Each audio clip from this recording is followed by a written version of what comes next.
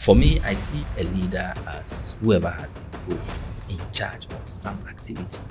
You don't have to be the CEO or the managing director to be the leader. If today you are put in charge of cleaning the studio, you are a leader of that particular activity. You need to make sure you are spearheading an activity that shapes a particular narrative. Right. And whatever thing that activity is supposed to make you efficient. You don't have to be looking at earning a lot. You should be looking at learning. From Builder Studios, this is Calypso Social Media, the podcast for marketers who believe in digital. I'm your host, Enoch Robert Boy Apia Jr. Now, before we jump in, a quick announcement. If you are watching on YouTube, hit that subscribe button. We've just crossed 100 subscribers and we are only getting started. And if you are listening on Spotify, go ahead and tap follow.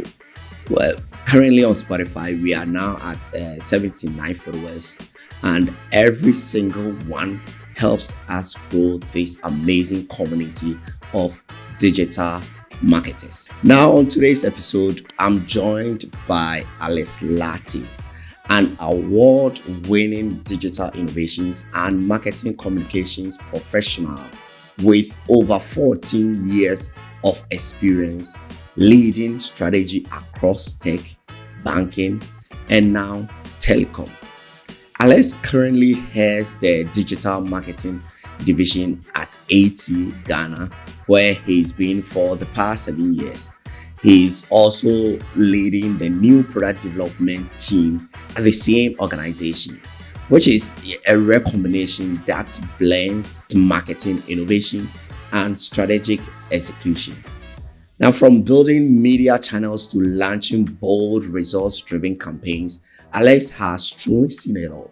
And that's exactly why I invited him on this all-important conversation.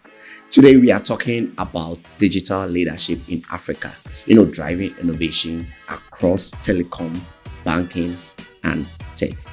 Welcome to Calypso Social Media Podcast, Alex. All right. Thank you very much. All right. Thanks for having me. Great. All right. So, Alex, before we dive into this all-important conversation, I want you to tell us your story, how you got into digital marketing. I think it's a very straightforward story. I did science in secondary school. Yeah. Senior secondary school. And I did computer science in the university. I combined computer science with mathematics. And, digital is all about, or mostly about, technology and the internet. So because of the things we learned in school, I picked so much interest in that space. Luckily, right after national service, I got a job with a company that developed websites, and they also did marketing campaigns and events. So I felt it connected very well with what I had picked interest in, and that's where the story began. Yeah. So then I had to stay on, and then I moved from there to UT, where I joined UT Holdings. UT Holdings had about 8 different companies, including the bank, the flagship, the properties, collections. They had, like I said, 8 different organizations under them. So I joined them as the website manager. At the time, social media wasn't that strong, but I was actually invited in because of social media. Wow. So when I joined, then I had to just put all those channels in place. And further on, I moved to Millicom, that is Tigo. This was in 2014. And there's a fascinating story around my journey Tigo. Right from secondary school, I've always wanted to work in the telecom industry. For some reason. I remember my first CV I wrote as part of where I want to be. I said I want to be data communications manager. I didn't even know what you are even writing about. Yes. We had just learned something in school We had read a lot, and I said I wanted to be data communications manager. So so we were all looking up to the telcos, and when that opportunity came, I said, why not? Then I joined. So I actually didn't join through the IT department or through the marketing department. I actually joined through the communications department. So corporate communications, where I was handling internal communications. And then I moved to marketing, where I'm currently handling the digital marketing and new product development. So that has been the story, from IT, technology, from school through to where I am now. Yeah, that's an impressive story. Yeah. Now, listening to your story, what I got from this short story of yours is that you've been in the banking sector, you've been in the tech sector, and now AT Ghana. Right. Telecom. Exactly. That is telecom. And these are all different sectors. Yeah. Now, what I want to ask is that we are talking about leadership, digital leadership. So what I want to ask is that what key leadership traits you got from this industry that is helping you run the digital department of telecom? AT Ghana. Okay. So for me, I see a leader as whoever has been put in charge of some activity or anything.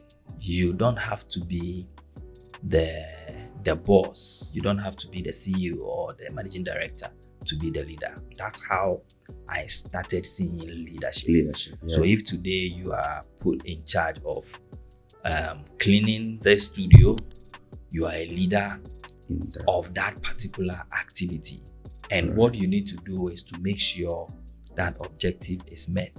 Whether you are doing it yourself or somebody else is doing it, or however it has to be met, you have to do that.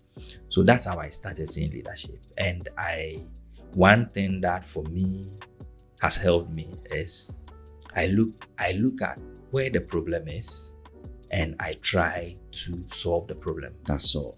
And if that has not been my routine, I'm not sure I would have been where I am today. Yeah. It has really helped me.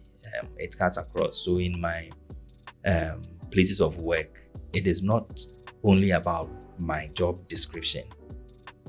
Anything that I feel that, this is something I can help address, I'll just go ahead and assist for it to be addressed. So that's one thing that has helped me. And I think it's a leadership trait because leaders solve problems. If you are the CEO, if you are whatever, or if you are the cleaner, like I said, you are there to make sure a problem is solved. So that's all. That is it. And you did computer science in Legon? Yes. Great. How has it influenced your approach to problem solving when it comes to innovation and especially digital marketing? Yeah. Okay. So recently I was having a conversation with a friend and I said, back in the day when I did computer science with mathematics, right? When we were studying mathematics and every question is talking about solve A, solve B, solve C, solve this, solve A.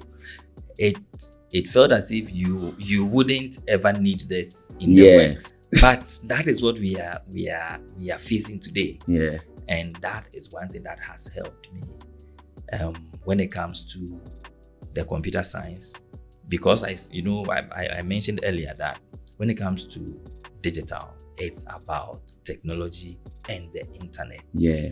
So studying all the courses that we studied in school has really equipped me from the basics to till today. Now the mathematics inclusive is where the problem solving comes in. Yeah. So you have right from secondary school or right from the university that you are consistently solving problems. So that particular solve this, solve that is at the back of my mind, where you step in a space. Even when you are given objectives to achieve or you are given some KPIs to achieve, it is the problems you solve that will achieve that objective or that KPI. So for me, these are the things, the knowledge I've gained in the IT space, together with the mathematics background, is what has helped. Yeah. So when you see FindX, you just mirror it to things happening in real life. Exactly. That is the problem. All the steps you use in finding X back in school, you apply these same steps.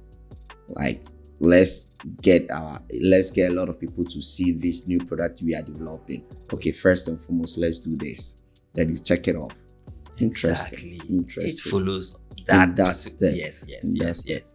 And through that I've also gotten to understand that you are not going to use just one route to achieve the solution. And it happens just like again. Multiple mass formula. Exactly. There are multiple ways to solve a particular problem. Yes. Interesting. I've never seen it that way. Yeah. I mean, a lot of people, me inclusive, complain that if you've been given this, this problem, find X, how is it gonna apply in real life? Exactly. Now everything is opening now. Interesting. So that's it. That's what has really helped me in my space. Now let's define leadership. The main topic for this conversation: leadership in African context. How do you understand digital leadership in the context of Africa? Okay, I think it's got to do with taking a direction that will make you efficient. Taking a direction that will make you efficient. Yes. Interesting. Because let's take a typical company that is running. You are, like I initially mentioned again, a leader doesn't have to be the CEO, but in this case, let's just say the CEO. We are just citing an example. You need to make sure you are spearheading an activity that shapes a particular narrative. Right. And whatever thing that activity is supposed to make you efficient. Making you efficient primarily means that you are dedicating fewer or smaller efforts, but you are getting bigger results. And at the end of the day, that is, in fact, per my analysis, that is what everybody looks at. If you achieve 1 million cedis at the end of the month and you used 2 million cedis, you have lost. Yeah. But if you achieve 1 million cedis and you use 200,000, you have gained a lot. If you further on use 100,000 and you achieve 1 million, you have gained even more. So using smaller efforts to achieve bigger results, for me, is that direction that leaders are supposed to be looking at. So look at that direction every step of the way. What am I putting in? What am I getting? Am I putting in so much? Am I getting much more? Am I putting in something little? Am I getting more? That is what you are supposed to be looking at. So this is for me what I see as leadership, and it applies to every single activity. Like I said, if you are supposed to be cleaning the studio and you spend 2 hours, that is 2 hours of effort, and you clean it to a certain level, somebody else comes to use 30 minutes to clean and cleans it to that same level, it means that person is more efficient than you. So that is where efficiency comes in. So for me, that is it. You are seeking a direction that makes you efficient. That is it. I know there's the conversation about leadership, being confident, being able to speak in public. Honestly, I was expecting that. No. I've read about all that.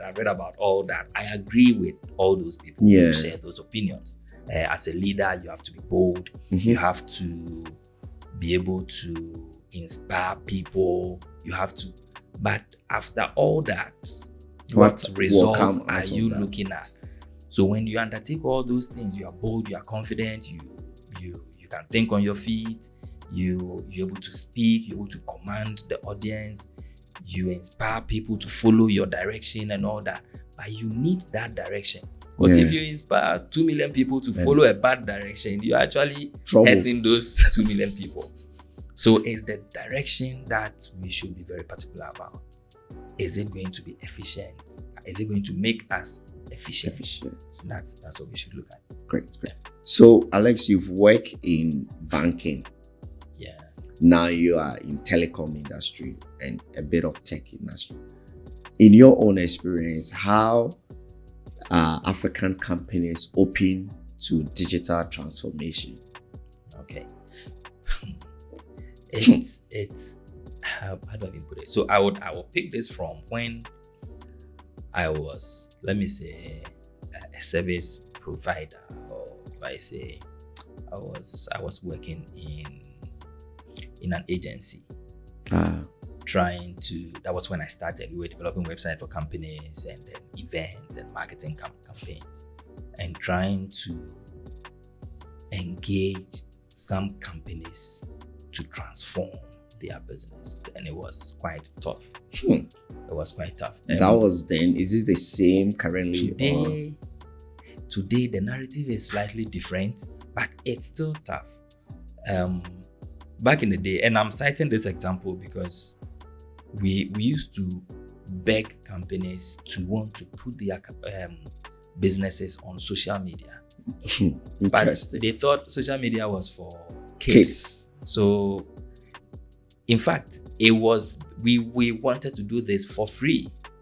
So because we were developing website, when I'm drafting a proposal for website development, I will add that, as part of the freebies we want to give you, we would launch your company on Facebook. I think it was then only Facebook. Yeah. This was in 2011. Yeah, 2011. It was just Facebook that was popular around here, and then YouTube slightly. So we said, we'll put you on Facebook, we'll give you a channel, create an account for you on YouTube and all that. And they would be like, no. We just want the website. So this give me that perspective that no, it is not easy to let people transform their business, right? The other thing is we also deployed corporate emails. Corporate emails meaning that instead of your private at Yahoo or Gmail, you would have your corporate email at your company's domain. And that also was a big issue because some people were not aligned. Some people would feel that you are just changing the way they are working, and just for that fact they won't agree or or they won't align. There are some people who also felt that this is what we have been working with. We are comfortable with the Yahoo interface, or we are comfortable with the Gmail interface.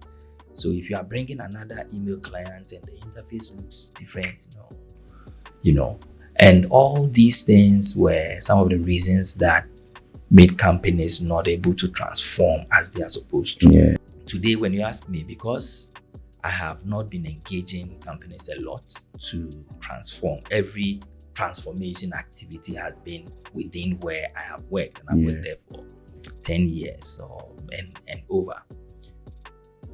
What I noticed from the distance is that small is a rejection or attitude of not adopting technology is still there. It's still there. You may see that a lot of people have now adopted the basic IT skills and maybe a bit of digital marketing, which they were not adopting back in the day. But today there is AI. Are people adopting it? In fact, there's something that's talking about AI will take our job. So they don't even want to think about it. Exactly. So all those conversations makes me think that level of rejection, or not the willingness, that is not there for people to adopt technology, still exists. That's it. So let's go back in the day. I'm sure you were able to overcome these businesses who initially they didn't want to innovate. How were you able to convince them to get on Facebook? How were you able to convince them to create a YouTube account? Okay, so it's to do with results. So for every transformation, if you are able to do, it could even be a pilot, and the people see the results, it actually is one step for them to adopt. So when they see, oh, this thing actually works, then they would be inclined to come on board. For some of the people too, if there is knowledge gap and you upskill them, they will adopt, and then they will move. So for example, the Facebooks and all that, at the time Facebook only had the profile, it didn't have the business pages. So these profiles will not give you detailed analytics. And further on, when they started the business pages, now you could place sponsored ads and all that, and you could compare that. If you did a flyer and stood at Accra Mall and shared the flyer, and you did the same flyer, instead of printing and sharing, you posted it on social media. You could see you could see the views, you could see people engaging with it and all that. Meanwhile, the flyer you've printed and shared, you won't know whether. I don't even take it. In fact, the next step is, the next available place you will see it is in the bin. In the bin, people leave it in their car. So when you go to the car wash, the washing bays, you see a lot of flyers that the people are packing from people's cars. So those are some of the things. If you're able to show results, it makes people want to adopt. In your position at AT Ghana, as head of digital marketing and new product development, you sit at the top.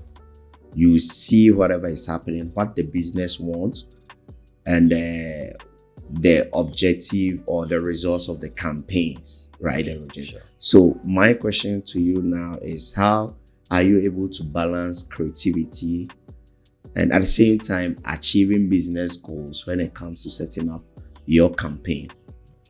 Okay. So I had a unit within the marketing department. So the marketing department has a senior executive, who is the CMO, and then he reports to the CEO.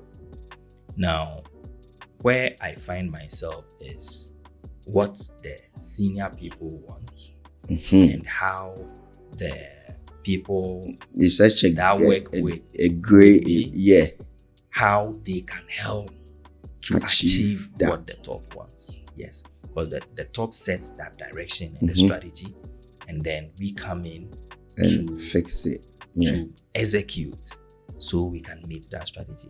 Now let me come down to the campaigns and all that. When it comes to combining objectives and technology and creativity, I would put the objectives at the top, and I'll talk about technology and creativity helping to meet objectives.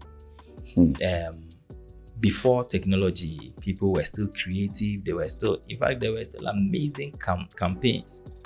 But you could only see those campaigns on TV. And you would see it probably just once in a day. Today, technology combining with that creativity can make you see that amazing campaign, which is a TVC or a video or even an artwork. It can make you see it any number of times you want to see it. Because you just can go on the channel, you click, you replay. So that's how technology is combining with creativity to achieve business goals. So that's what I would say about that. Interesting. So always focus on the business goal. Yes. Then you bring these peripherals in there to achieve the topmost business goal. Sure. That's interesting. Let's talk about your time in the banking. I know I'm sending you way back, UT era. Please, let's go there. Your time in the banking industry, what innovations stood out at that time? Okay. So even before I joined UT had one. In fact, I was amazed when I joined. I found out that they had mobile banking. Wow! Because all I had heard of was internet banking. Before I joined, I was managing website for. There was then Merchant Bank. There was Prudential Bank. There was UT, which I was also managing even before I joined them. There were a few other banks, but when I joined and I realized that UT had mobile bank and it was called Phone Bank, and it was spelled FONBANK, Phone Bank. Phone Bank, yeah. Yes, you even, I think even if you Google, you would find it's some still there, of artworks course, or some videos on YouTube. Phone Bank, and you can go there, check your balance, transfer money, and I'm like, oh, okay. And this was way back 2012, so this was one amazing innovation that UT led with. And then they also had an intranet for employee communication and engagement. It was one also one of the innovations that got me so excited about the place. And then we introduced the social media as well. So back then, even before 2012, there was no social media for the bank and all the other subsidiaries. But from 2012 onwards, I think we started creating these from 2013, I think. Yes. So these were the key digital innovations that stood out for me. So the phone bank for customers, the intranet for employees, and then the social media channels for corporate communication and then brand building. And I think that's when it carried you through and now you are the head of digital for AT Ghana.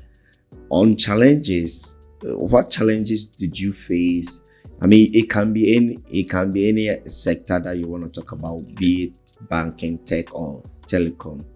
The challenges you face when you were trying to push, some innovation. Yes, and how most importantly you were able to overcome these challenges. Okay. So when I joined Tigo as Millicom back in the day, the company decided to launch a new sort of internal channels that will help to engage and communicate with employees. And I was hired into internal communications and engagement. So that was my role. And this was an era where we wanted to introduce these channels, and these were new technologies. So we introduced an intranet. We also introduced newsletters. And typically, you had to, the challenge there was people were not familiar with these channels. So it's a new thing. Them, yes, it was. Then we found creative ways of actually launching these channels and making them know that this is your channel, this is your space. Now, we also got the people to be involved in the things that we were doing. So, for example, on the intranet, we actually set up like an editorial team from all departments so who were part of the management of the intranet, so they felt involved. We used a lot of employee pictures on there, and for the first time, people hardly saw their pictures on any kind of communication apart from flyers and a few things that we do. So when they see themselves, then they engage. Then somebody would even want to go and read a newsletter because her friend or his friend was in there. Yes. Then we created a lot more engagement activities offline where we uploaded pictures and photos. Pictures and then videos on the channel. So those were some of the things, and we did a lot of engagement and communication. So engaging with them face to face to let them know the benefits and then the results we are getting. Those were some of the things that really helped. When it comes to innovations that's got to do with serving customers. At that point, I wasn't the customer facing person, so I wouldn't be able to address that much. But today, what it is I'm managing a mobile app, managing a website. We're always trying to get people to download the mobile app and all that. And it's all come down to the results. The person may not know how beneficial it is until they try it. Yes. So we are consistently getting people to try. For a lot of our posts on social media, we just want you to download and see how exciting it is. So we are pushing for trial, and that is where you see the results. a lot of people just about the interface, how intuitive the app is. Will make them use it. It just fascinates them that, so you actually had this and I didn't know. Yes. So it all boils down to results when it comes to any innovation. And this is my opinion, that it's the results that will get people to want to patronize it. Yeah, if it doesn't give them any good results, no amount of money you pump inside will get them using. Yeah. From what you are saying, I'm picking a couple of things here. Correct me if I'm wrong, by the way. So, I mean, digital is sort of a tool, not like the ultimate solution, especially when you are bringing new people, you are introducing it to people. Because from the way you executed the newsletter, they didn't know about it, but you had to tell them. You have to, bring them in there. I'm guessing that you had to verbally tell them that there is a new thing that the business is doing. Exactly. Yeah, and the results is, it should be results based, like the app. Yes. This is what it's doing. Yes. Download it. You will love the interface. And most importantly, it will help you achieve what you open the app to do. Exactly. Nice. So it's to do with results. Yes. And you have to blend offline marketing and digital marketing also. Let's talk about leadership, the next generation leadership like myself. Believe me, I want to be like you. I want to be like you when I grow up, Alex. Right? So, for someone like me who wants to be a leader like you, what quality and what lessons or maybe skills should I learn in order for me to become a digital leader like you? Okay. All right. So, I see a lot of young people who are technology inclined already, because they were born into the era. Yeah. So technology is so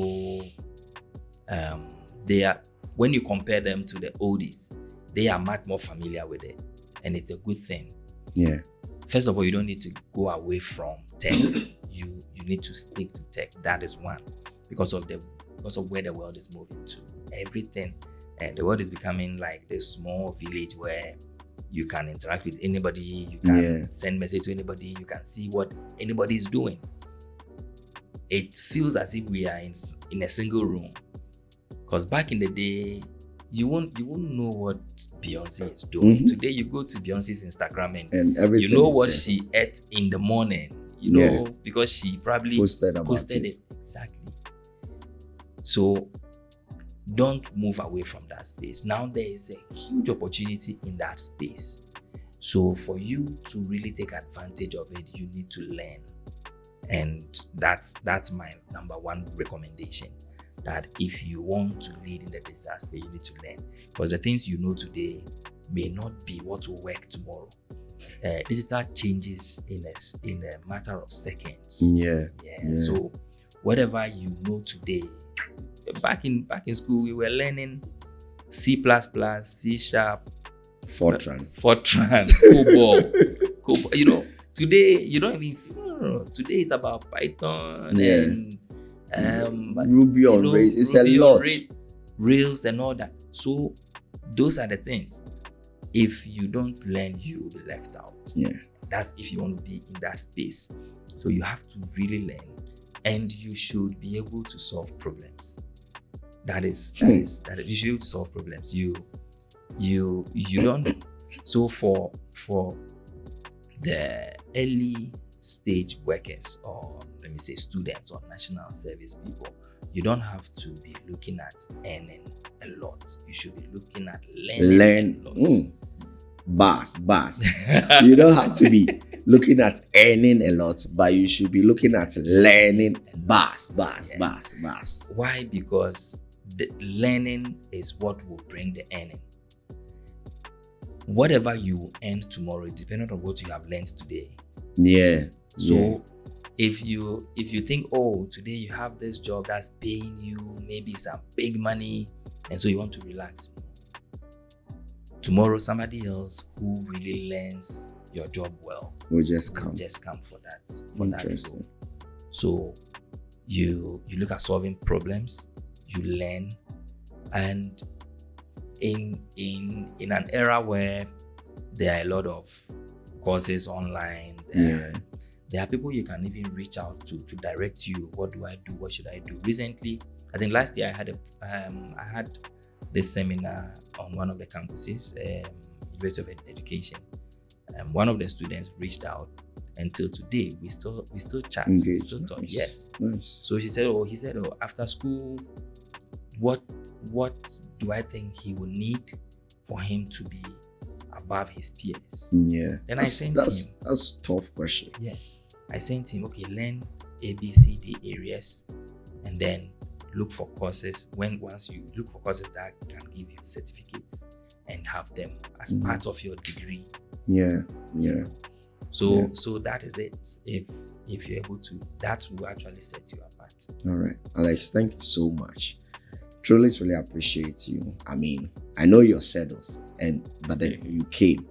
But before I let you go, I want you to, just in passing, any trends that is shaping digital marketing before I let you go. So today, digital marketing that used to be a tech-backed activity is changing. It now involves a lot of things. So there are people who are excelling because of content. Yeah. So apart from all the digital skills that you have to learn and then practice them, you should be able to consider content creation. Content, Bill Gates said content is king. And this was a letter he wrote like some 27 years ago. And he titled it Content, and he explained why content is king. Back then, I'm sure people didn't really get it, but today we know. Yeah, every business has a media exactly. The creating churches, content. Then he further on said that content is not just about the text, the videos, the artworks, the audio recordings. It even involves apps. And apps, when I think of apps, I think of lifestyle. Yeah. Because apps are supposed to help us with what we are doing. Now, what do we do as people? You probably would want to take notes when you're having a meeting. There's an app that will take notes for you. Yeah. You probably would want to learn how to cook. There's an app that you can use. Yes, go there. It gives you all the recipes and what to do at what minute, at what second. So these are the areas we need to think about. If you work in a bank, if you're a financial institution, you need to think of apps that can help your customers to plan their financials. Yeah. There are apps that are doing that already, but you also have to step into that space. So these are the trends that I'm looking at. Digital is now looking at lifestyle and bringing solutions to lifestyle. So, right. So that's about it. Alex, thank you so much for coming on. My pleasure. Thanks for having me. I truly appreciate your presence. If you are speaking to the customers, always lead with the benefits. You can talk about the feature, but don't concentrate your energy on that too much. Elaborate on what the person is getting from the product. That is what will get them to buy. From BuildX Studios, this is the Colors of Social Media podcast, the podcast for people who believe in digital marketing. Here's your host, Enoch Robot Boy Appiah Jr. Now, before we dive in, a quick ask. If you are watching on YouTube, hit that subscribe button. And if you are listening on Spotify, make sure to follow so you never miss an episode. Now, let's talk about product descriptions. Are they helping you sell or quietly holding you back? In this episode, I'm joined by Naomi Yeke, product marketer and PR and comm specialist, for her podcast debut. We explore small strategic tweaks in language and layouts that can lead to big shifts in performance, and most marketers aren't even thinking about them. Tune in. You might never write a product description the same way again. Naomi, since today is your debut, it's your first time being on a podcast. And I think it is just right that you introduce yourself. Okay. And, where you are in the digital marketing space. Interestingly, I wouldn't call myself a digital marketer, but I have had experience doing copies. I'm a copywriter. Right. So I've had the opportunity to write copies for digital ads, brand messaging, and all of those things. But to start from the top, my name is Naomi Eke. I work as a product marketer. I'm also a PR and comms specialist. My favorite thing about my career choice is that I get to propel brands by translating what they do or what they offer into messages that resonate with their target audience. As a writer, whether a copywriter or a technical writer, I am really big on clarity and a messaging strategy that inspires or drives action. Yeah. So in a nutshell, I think that's all about. Thank you for that. We are talking product description. Yes. So I want to know, what drew you into the power of product description? Well, I have had the opportunity to see some great brands not to do so well because the messaging didn't land. For example, I don't know if you saw the recent Jaguar rebrand. Yeah. Although it was colorful, it was modding and all of that, it didn't really resonate with their audience at all. And now they are facing the backlash as a result of that. I remember Elon Musk tweeting that, do you guys still sell cars? Exactly. Yeah. So seeing something like that, I think the same thing extends to writing copies for products. If the messaging doesn't resonate with the audience or your customers, you won't be able to make the conversion that you really want. Yeah. And as marketers, customers are literally at the core of everything that we do. They are the ones who are important. So if we are not writing for them, then who are we writing for? Exactly. So that's why I'm so interested in product descriptions, copies, all of those things that make customers tick. Yeah.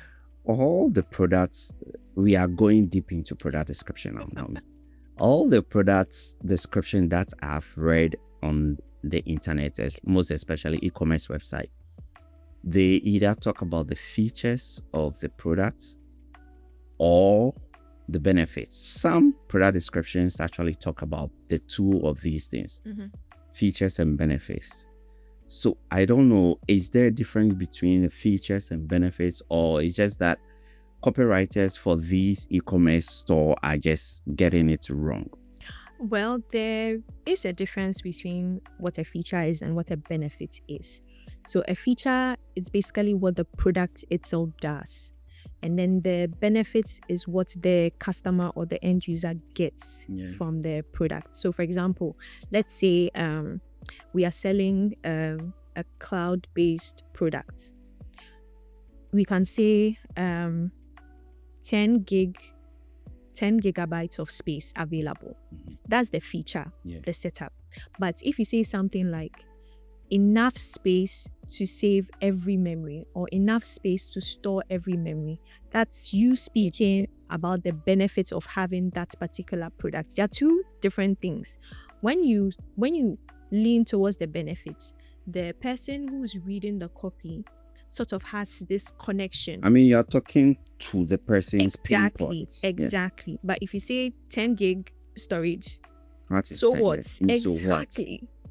So that's the difference. So a feature just shows the value, but the benefit personalizes it or makes it personal to the user or the customer. So you would advise that as copywriters, they should rather tell the consumers about the benefits. Yes. In product description. Yes. That is what I would advise. The feature leads you to the benefits, or the feature gives you context to write the benefits. But if you are speaking to the customers, always lead with the benefits. You can talk about the feature, but don't concentrate your energy on that too much. elaborate on what the person is getting from the product. That is what will get them to buy or subscribe and the like. I mean, I think it cuts across because recently, I don't know if you are into paid advertisements. What I've realized is that if you lead with addressing the pain points of the customer, you actually get good number of conversions. Exactly. Yeah, and it makes sense now because from what I'm getting from my dashboard currently, I'm getting good numbers. And if I trace my steps back at the setup stage, I realized that I was actually talking to the customers. Yes. Via their pain points. Yes. It's quite interesting. Yeah. So let's settle on conversions. Okay. What mistakes do business owners make? Well, these mistakes that I'm going to mention, they are things that I've also done. So I mean, I yeah, cannot it happens share to the best of us. I can only speak on what I have done. Yeah. I think early on, coming up as a copywriter, or when you don't have a good brief, you realize that you tend to use too many jargons. Yeah. Or I mean, we are marketers. Exactly. Or the messaging is vague, but it does the job. But you know that you are not really speaking to the issue. Or you use too many words. You are very verbose because you want to sound so intelligent. These are the things that are not good for copies. So from what you're saying, you should just go straight to the point. Yes. Use sort of common English. Yes. Don't be technical. Don't be too technical. If you find that the product is super technical, think about the audience you are writing for. If it is a technical audience, they would understand. For example, maybe you are doing let me lean on technical writing. Maybe you are writing API documentation for developers. They understand the language, so you don't really need to dumb down anything. But if you are speaking to the everyday person about how to navigate an app, you can't be using press the hamburger app. Exactly. You can't use those terms because it doesn't translate the way you think it would. So just speak simply. Always know who you are speaking to. That should direct the language use. But if you are not sure, just use simple language. Are there some A/B tests that marketers can run to measure the impact of product description? Oh yes, of course. For example, we can do a test on headlines. For example, maybe benefits first versus feature first. Or you can even do something on formatting. You can do maybe paragraph versus maybe bullet points. Or you can even use actual words, maybe like free versus complimentary. All these things you can test. And when the data comes, you'd realize that certain language use can impact people's buying decisions, can impact how they interact with your brand, your product, whatever. So that data would be very, very instrumental in helping you craft your message. Thank you. Naomi, let's go back to the form. And I'm so glad that I put out this form out there and I'm getting good guests this time around. So glad. Yeah. Going back to the form, you uploaded some research. Yes. I've stayed all night on this research. But what I want to ask from you now is that what stood out? And in fact, I will share the research in the description notes so that you will also read about this research. I think the title was, is it automatic? Automated. Copy products, copy something with AI. With AI. Yes. So the reason why that research was interesting to me is because of this current phenomenon around AI. Oh yeah. AI is going to take our Even jobs. this studio, we have AI here. AI is going to take our jobs. You hear things like vibe marketing, people using AI tools to do marketing, even though they are not market, all of that. So I decided that I was going to read around what people are saying about this. Yes, just so that my opinions will be grounded on data, in fact, because I'm very data driven. My friends don't know that, by the way. But yes, I'm very data driven. So I came across that and it was quite interesting because they explored using AI to craft copies. And then the research results revealed that even though AI copies are decent, human edited AI copies, or should I say human edited copies, perform better because they resonate better with people. Human edited copies. Yes. So they generate with the AI, then the human being edits the copy. Yes. So those ones do better because there's a context, like a human context to it, and people relate better with what other people have written than what a machine has written. I think one of the stats that really stood out to me was they said the human edited copies performed better. They converted people at a rate that was, I think, 23% more than the raw AI outputs. Yeah. So that was quite interesting. You go out, you hear people saying, oh, I can use AI for this, I can use AI for this. But the reality, AI can't do everything. And you don't have to see it as your replacement. It is actually a tool. I believe that AI in the tool of, let's say, a marketer for copywriting, the quality would be different from a regular non-marketing person using AI for copywriting. So for us as marketers, I believe that we can use AI to refine our messaging. We can use AI to get variety in the copies that we write. Maybe I write something, give me another version with this tone, for this format, for this platform, etc., etc. But I don't think that you should leave everything for ChatGPT. No. But that's easy. Yes, that's easy. But then again, you're not trying to do easy things. You want to build relationships with your customers. You want to retain them. You want to attract new customers. So there has to be some intentionality behind what you do. You can't just get around doing yes. So yes, use AI, but you've actually answered the question I was about to ask. I was about to ask if AI would take the job of the people who write product description, copywriters, I should say that way, would take the job of copywriters, or they will work alongside. Oh, yes. And from what you are saying, it is advisable that copywriters work alongside AI tools. Yes. Right.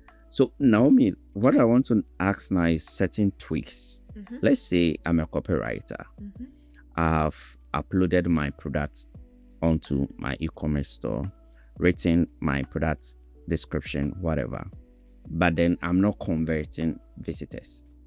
What 2 or 3 low-hanging tweaks should I implement on this product description that will help me convert my website visitors? Interesting. Okay, so as always, I have to tell you things that I do. Things that I do. I think the first thing would be, since I like clarity and simplicity, use simple language. Don't overcomplicate things for yourself. Use language that people can easily understand, because if I read, maybe you want to tell me this thing is water resistant. If you say it in a better way, oh, you can swim with this, oh, you can. Exactly. Do you get it? It's the same message but different meanings. How you would respond to you can swim with it is very different from if I tell you it's water resistant. Yes. So or I can say it is IP60. That is way technical. Exactly. So just use simple language use. Don't overcomplicate things for yourself. Another thing too is sometimes when you're writing the copy, you want to say everything. So make use of breaking up your sentences or your paragraphs. You can make use of one-liners. You can do some bolding, just things to sort of make the whole copy dynamic, so that it's not just one big paragraph. Yes. So that's about it. And the last thing, I think I've already mentioned it. Benefits first copy. Benefits first copy. You can talk about the features, but most of the emphasis should always be on the benefits, because that's what the customer is really interested in. And I think that is how Google is presenting AI mode. That is how, according to their last Google Marketer Live. That is how the AI is crawling on website.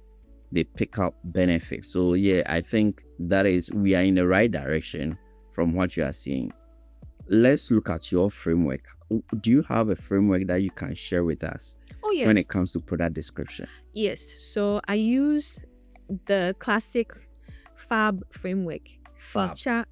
Feature, advantage, benefits. Feature, advantage, benefits. FAB. So you end up with a very rounded copy or a very rounded message. So that the end user or the customer gets to know the feature, they get to know the advantage of having that feature, and then how that translates into a benefit for them. So it's very round. But yes, you're not going to leave the copy confused or hesitant about what to do.